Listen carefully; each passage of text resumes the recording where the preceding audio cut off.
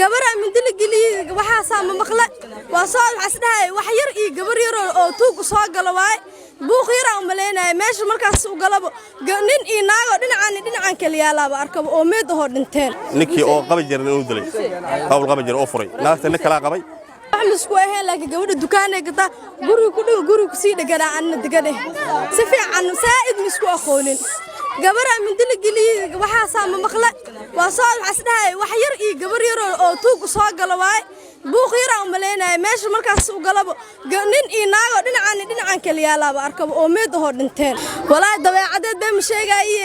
waxaas u baahanaa isiim isku dhaafi jirin boo si fiican isku dhaxgalin been xaraan waa laakiin qof fiican oo maam saddex unug heesato oo masaakiin oo dukaankan yar oo maxaa lahaa wax ka raadsanaysa ahayd walaa laamaha amaanka wiilka waa kaasa been ma fiicna mogtahay intaan kale waa galaayeen waa soo baxayeen waa galaayeen waa soo baxayeen qof mala caawin karo maxaa lahaa qof walba wuxuu leeyahay adaadish ama lagu dhahaa isbitaal waa la geyn karaa waa la caawin karaa Soomaali waxay noqotay qofka hadda jidka aan ka qaado ama aan aad soo gaartaa qof walba saas uu ka baqaa ma fahantaadi ma ahana qofka inta la qabto isbitaal la geeyo oo la soo daaweeyo kadib familkiisa loogaan karaa ma waxa ugu horeeyaba ambalaas daawacad $20 keeno kule asoo $20 ka qaado qof uu ku qaaday ma laha wadanka saa'id uu burbursan yahay dhismaha dhisan iyo waxaaseeti waxa inta la isku qabto way fiican tahay ma fahantaadi isbitaalka waxa la rabaa markii qof dhaawac markii loo keeno intuu daaweeyo ma fahantaadi qasab maaha inuu askar ee la socoto qasab ma inuu familkiisa la socdo gargaar degdeg inuu hel muhiim waa farmash isbitaal waa kaasa muujadido gabadhana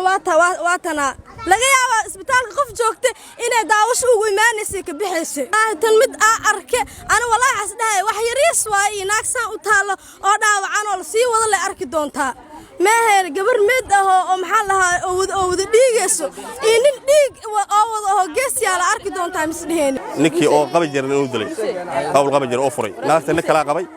6 saacadood oo jumcada marka insha Allah taala ilaahay noom soo noqotaas ilaahay noom soo noqo naagta caloosh iyo feeraha iyo meelaas naasaag toor ka daadashay mid daadashay usul mid wadaha isgalshay alxamdulillah shukr naagta waa dhimatay ninkan waa nool hadda si la sheegay awl hore soo jireen waxaa gabadha reer kale hadda ay lahayd ومسار وديني كان ساسا مقل لا ما ابن انا جرشب انا وعي لا ما كوس غورا كاني ماشي يمدين dadka kala xadeeyeen gabadhii marka gabadhii bawr saareen oo dhimatay ninka waa saareen waa baar 6 saac waxaan soo doontay jaranjaran raadinay lamiyeeriya meel saaray gabadha macna jaranjaran uu maaday jaranjaran ma haayo Abduqaadir oo jarjartii aan ku shaqeys jirtay way gaaban tahay ee dhahday kadib macna soo khaliifa aaday wax baan ka soo gatay waa soo noqday guriga lama gali karo cunug yariiso waxa dhahay aabe hooyday waa dilay ayadoo dhahay aniga meesha imaaday haddaan imaado cunugii waasasay waa orday haddaan soo noqday waxaan arkay macnaa guriga lama gali karo korkiisa yaal taaban korkooda yaal taaban ayadoo lahaan soo galay haddaan soo galay waxaan arkay macnaa ala dul waa galay wiilkii oo sariir hoosteed yaalo gabadhii oo sariirta saaran indhoxuma taasoo kale ilaahna ma tuso foolxuma oo aad iyo aad ayaa maanta meeshaan ka dhacday xaafadda oo ugaarta taas Allahu a'lam horteeday dhacday laakiin aniga waxaan sheegi karaa ninka sariirta hoostiis inoo yaalay naagtina sariirta ay saarneed oo dhig ka socday ninkan oo xabadkiisa wada dhig ahay adiga macnaa niyo macnaa aniga waxaan hadda aan arkay aan sheegaa waxaan arkin ma sheegay gabadha macnaa sariirta saarneed way dhig bixaysay naf inay ku jirto in kala ma sheegi karo asigana dhulkoo yaalay sariir yaro caruurta lagu seexiyay hoostooda uu yaalay warsa wuxuu dhacay ma qaani hadda socdaaba waa maqlay kaliya gabadhaas inay dhimatay oo mid lagu dhuftay kaliya maqlaani gabadhu meesha dabakaayada gadanaysa ku aqaanay waxa ka gadan jirnay gabar miskiin oo xabiib wal dhigi jiray intaas ka aqaana gabar ilmo korsato xabiib wal dhahay ilmo leedahay wallahi saddex cunug inay ahaayna jecel si fiican ma aqoon gabadha dabakaayada ku aqoonay gabar miskiin aheed ma aqaan wallahi waa dhimatay maqlooya sababta maxaa lagu sheegay in dilka uu dhaco sababta maxaa lagu sheegay war sabab maxaa ka ogaay ma maqlooya ku dhawaya sabab maxaa ka ogaani saddex wiil bay u hees walaal marka والله وحاواي متى علي ابن ومقل جرنا لكن ما أنت ومتى نوك عصب وأنا حافظة أنا كده عبي مركع الله نحرسته حبيبه وحاواي درس باهني قبر في عنه محيهات والله أنا لبس كو قبينة هاد الحمد لله إنده ما نسارن وديك وكبقنا يا مو في رنبو بنان كاجور لكن قبلها حافظة في ريان وكلن لكن مركل القاعدة ما نسارن يا ولا فلك جورمود عاد فلك وحود بعد الظهر بقى قطبة ها waxaan ola sheegay iyada nin kale inuu guursaday nin kala qabaa lahayd ay maxaa sida leesha nin kala qabay marka ma aqaan ninka kale taani aqoon maan walahayn balse ana xaafad badan ama joogo subaxdii ka baxay habeenkii waa imaada laakiin ma aqaan wallahi deegaan ma inta ku eedo masan ninka kale meel kale jiray maya ay inteedaan ku ahayd gabadha way deganeed waa gartay ninka kale intee la deganeed ninka kale intee la deganeed kii oo hore u furay oo hadda dinasida la sheegay wararka sheegayaan marxagu qiim wallahi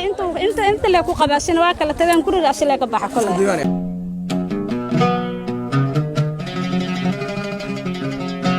kusoo dhawow abka xiisaha badan ee qanciye waxaad ka daawan kartaa filimada Hindiga, Ameerikaanka iyo kuwo kale oo xiiso badan. Hadday ahaan lahayd musalsalada Hindiga, Turkida ama Ameerikaanka oo af Soomaali lagu turjumay. waxaan ka marnayn ciyaaraha live-ka ah oo aad ka daawan kartid.